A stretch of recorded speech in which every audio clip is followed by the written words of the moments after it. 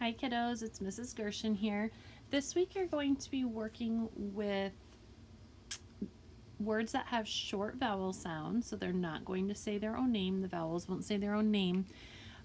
And those short vowel sounds come before the letters NG and MP.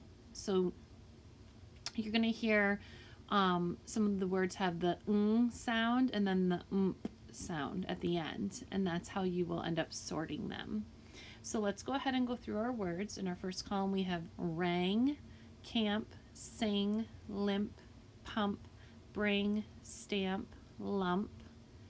Second column we have jump, song, rung, sang, gang, wing, long, thing. Last column we have king, bump, lamp, ring, ramp, swing, stump, and plump. If there is a word here that you don't know, make sure to ask your teacher.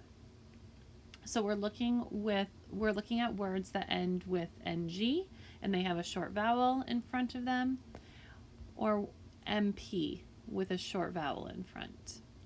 So looking through our words, I'm looking right up here in the first column.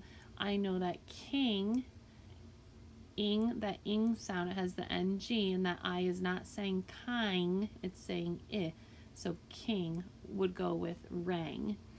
And then for jump, or what would go with jump, the MP, here we have an MP in the word camp, and you hear instead of a. It's not camp. So all of these words are going to have short vowel sounds. You're either sorting them into NGs or MPs. Happy sorting!